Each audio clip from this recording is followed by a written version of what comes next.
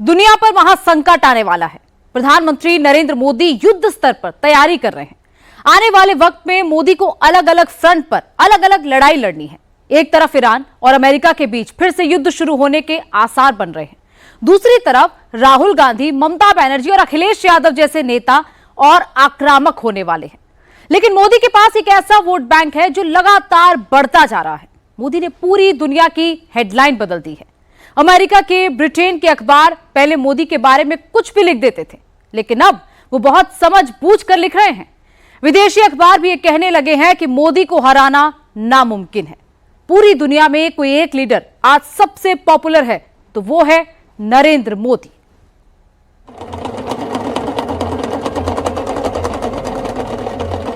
सनातन के सामर्थ्य का और हिंदुओं के पुरुषार्थ का प्रमाण है सोमनाथ। जय सोमनाथ, जय सोमनाथ, हर हर महादेव। सोमनाथ मंदिर के शिखर पर लहराता यह केसरिया ध्वज हिंदुओं की शाश्वत सनातन आस्था की विजय का प्रतीक है। यह केसरिया ध्वज 100 करोड़ से ज्यादा हिंदुओं की सामूहिक चेतना का जय घोष है।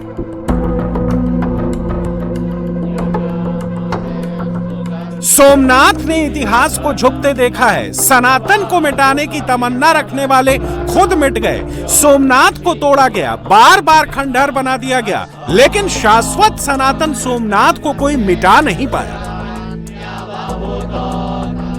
नरेंद्र मोदी ने इसी सोमनाथ से हिंदू जनमन को एक करने वाली हिंदू जोड़ो यात्रा शुरू की है।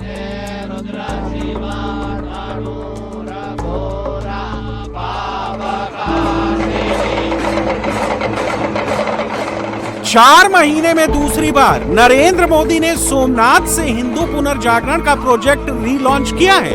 मोदी ने यह काम ऐसे समय में शुरू किया है जब सोमनाथ से जगन्नाथ तक लगभग पूरा भारत केसरिया रंग में रंग चुका है। 2 दिन पहले ही बंगाल में भगवा ध्वज उठाने वाले मुख्यमंत्री की शपथ हुई है। बंगाल के सीएम की कुर्सी पर भगवा गमछा लग गया है। यूपी के मुख्यमंत्री योगी आदित्यनाथ के बाद शुभेंदु अधिकारी बीजेपी के दूसरे ऐसे मुख्यमंत्री हैं जिनकी कुर्सी पर भगवा गमछा बांध दिया गया है। पिछले 10 साल से मोदी बंगाल में जो जो योजनाएं लागू करना चाहते थे, शुभेंदु ने 2 दिन में वो सब लागू कर दिए। बहुत से लोग कहते हैं कि इसमें सच्चाई भी है कि बीजेपी की बंगाल विजय हिंदू मोबिलाइजेशन का परिणाम है। सोमनाथ से नरेंद्र मोदी इस हिंदू मोबिलाइजेशन को एक्सट्रीम पर ले जा रहे हैं।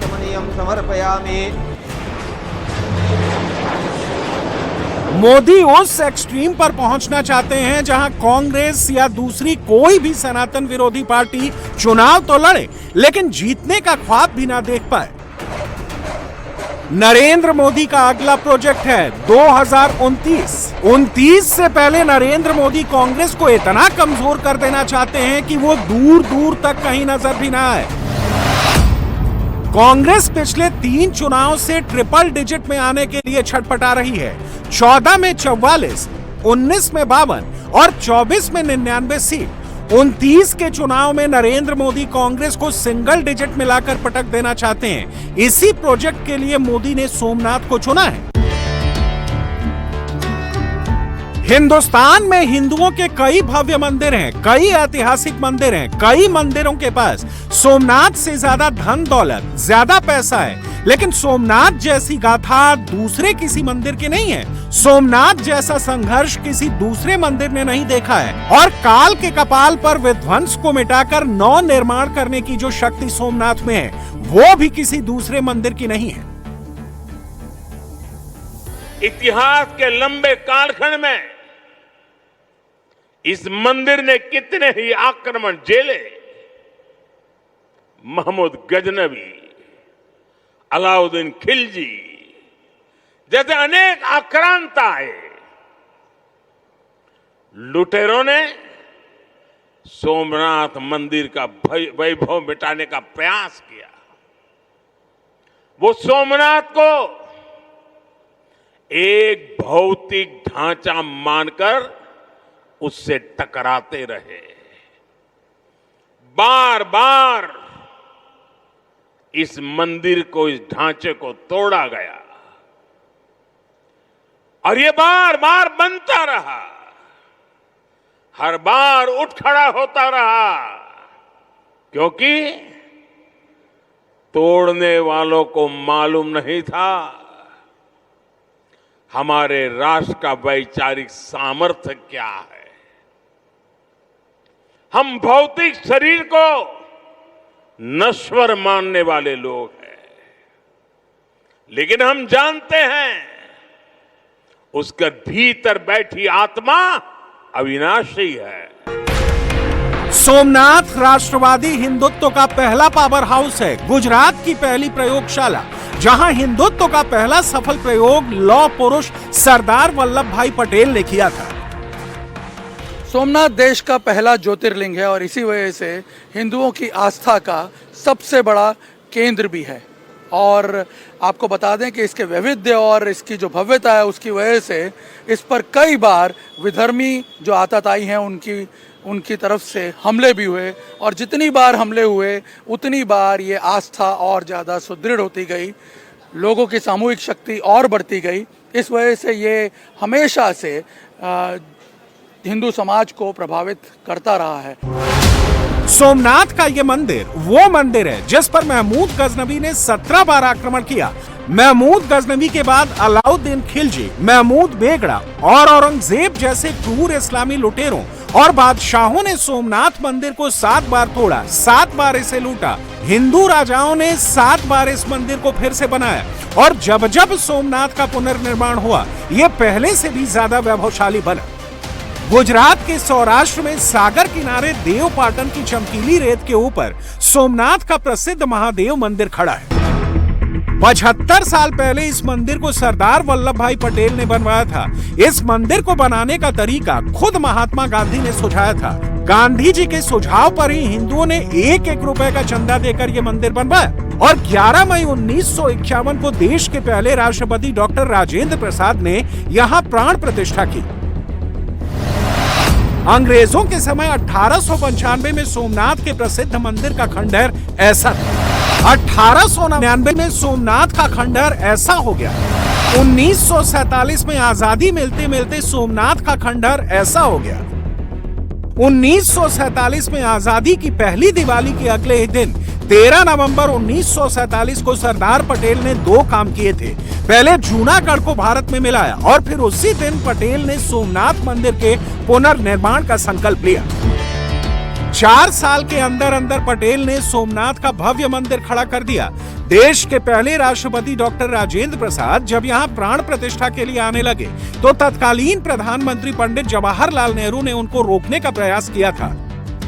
नेहरू ने राजेंद्र बाबू को चिट्ठियां लिखी, यहाँ तक कि नेहरू ने पाकिस्तान के वजीर आजम लियाकत अली खान को भी चिट्ठी लिखकर सोमनाथ मंदिर में प्राण प्रतिष्ठा कार्यक्रम की आलोचना की थी। नेहरू के एक-एक चिट्ठी के दस्तावेजी साक्ष्य मौजूद हैं।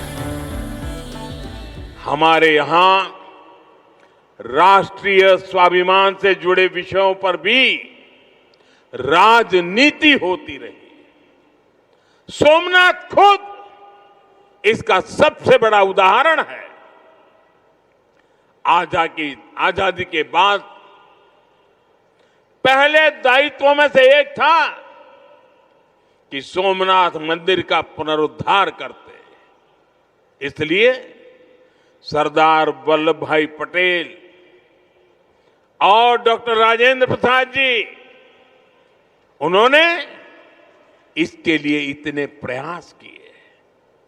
लेकिन हम सब जानते हैं उन्हें इसके लिए नेहरू जी द्वारा कितना विरोध झेलना पड़ा था।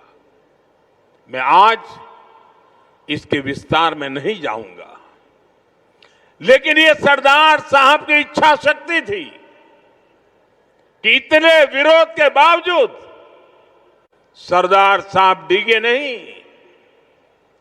सोमनाथ मंदिर का पुनर्निर्माण भी हुआ और देश ने सदियों के कलंक को भी धो दिया। साथियों, दुर्भाग्य से देश में ऐसी शक्तियां आज भी प्रभावी हैं जिन्हें राष्ट्रीय स्वाभिमान से ज्यादा तुष्टीकरण जरूरी लगता है। सोमनाथ हमेशा से मोदी के लिए विशेष है। 2001 में गुजरात का मुख्यमंत्री बनने के बाद नरेंद्र मोदी ने यहां प्राण प्रतिष्ठा की गोल्डन जुबली मनाई थी और अब मोदी ने प्राण प्रतिष्ठा के 75 साल होने पर अमृत महोत्सव मनाया। सोमनाथ का यह मंदिर बीजेपी की राजनीतिक यात्रा के लिए भी बहुत खास है। 1990 में सोमनाथ के इसी मंदिर से लाल कृष्ण आडवाणी ने अयोध्या तक रथ यात्रा शुरू की थी। उसी रथ यात्रा ने बीजेपी को शून्य से शिखर की ओर जाने का रास्ता दिखाया। अटल आडवाणी ने 2 सीट से जो यात्रा शुरू की थी उसे नरेंद्र मोदी ने 303 तक पहुंचाया। लेकिन राजनीति में पड़ाव होते हैं, कोई अस्थायी मंजिल नहीं होती। नरेंद्र मोदी के सामने 2029 का अगला पड़ाव है जिसे हर हाल में जीतना ही है। सोमनाथ से मोदी ने विजय के लिए प्रस्थान कर दिया है। इसी विजय यात्रा में 2027 का गुजरात चुनाव भी हो जाएगा। देश में सनातनी मूल्यों को प्रभावी तरीके से एस्टेब्लिश करने के लिए उसके प्रतीकों को भी उसी प्रभावी तरीके से स्थापित करना बहुत ज़रूरी है और इसीलिए सरदार पटेल ने सोमनाथ के इस मंदिर के पुनर्निर्माण का संकल्प किया। डॉक्टर राजेंद्र प्रसाद ने उन्हें भरपूर समर्थन दिया, यहाँ तक कि तमाम विरोध के बावजूद वो इसकी प्राण प्रतिष्ठा में शामिल हुए और इस बताया कि राष्ट्रीय चेतना का ये प्रतीक जो है इसे किसी धर्म के साथ जोड़कर नहीं देखा जाना चाहिए। और बाद में आप देखें धीरे धीरे जब समय बीता, भले ही इसकी अवहेलना होती रही, लेकिन बीजेपी ने एक बीड़ा उठाया इसको लोगों के सामने एस्टेब्लिश करने का। आडवाणी की जो रथ यात्रा थी वो भी इंटरेस्टिंगली नरेंद्र मोदी ने सोमनाथ से प्लान की थी और जब उन्हें मौका मिला, मुख्यमंत्री बने वो गुजरात के, तब से इसका एक ज़बरदस्त ट्रांसफॉर्मेशन हुआ है और आज ये हमारी सनातनी परंपरा का सबसे बड़ा जो है प्रभावी केंद्र बन गया है। गुजरात हिंदुत्व की छोटी लेबोरेटरी है, यूपी बड़ी लेबोरेटरी है। यूपी में भी अगले साल ही चुनाव है। मोदी ने सोमनाथ से जो प्रोजेक्ट शुरू किया, यूपी के बनारस में योगी आदित्यनाथ ने उसे आगे बढ़ाया। जिन्होंने सनातन को मिटाने का प्रयास किया, आज वे स्वयं मिट्टी में मिल चुके हैं।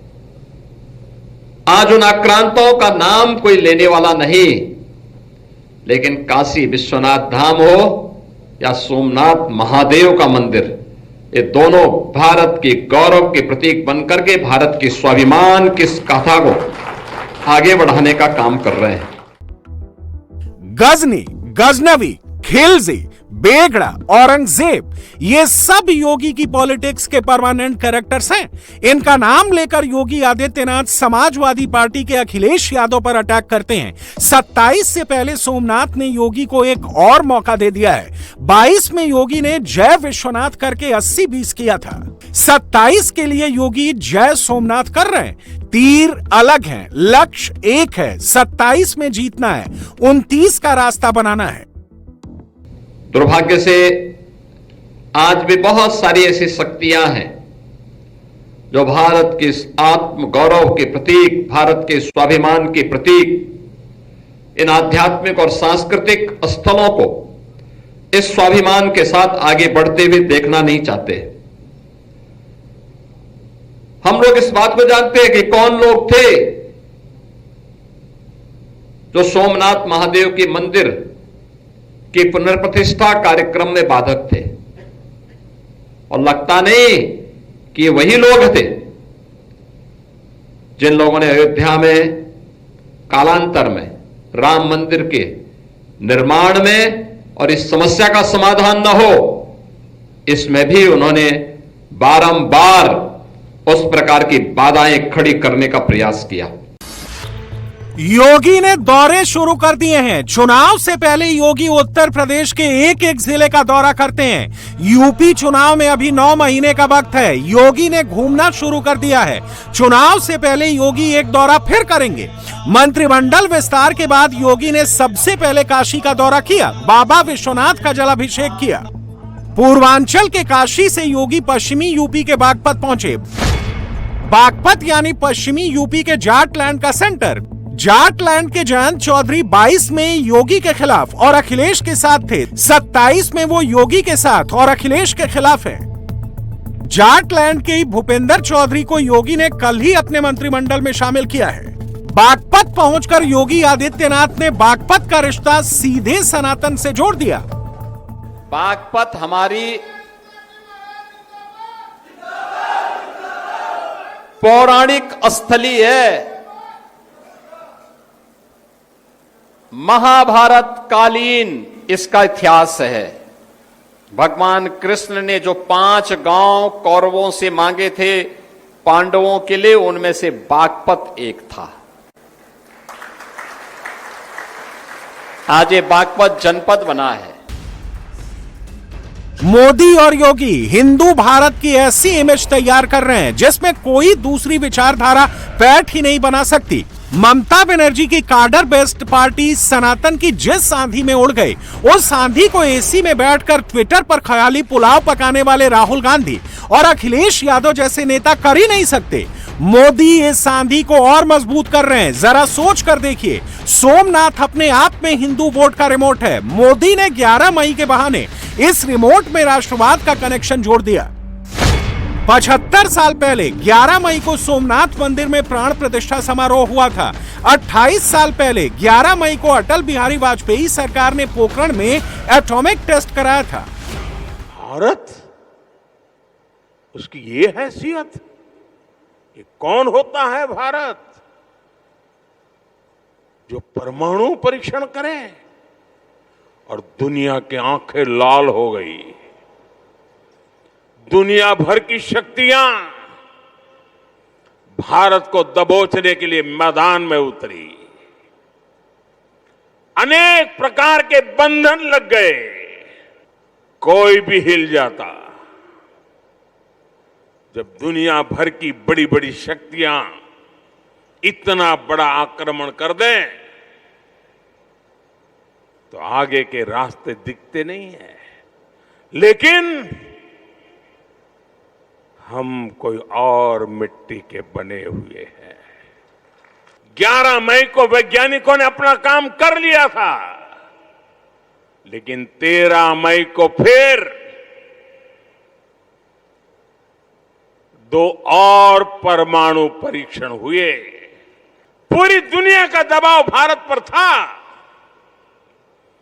लेकिन अटल जी के नेतृत्व में बीजेपी सरकार ने दिखाया था कि हमारे लिए राष्ट्र प्रथम है।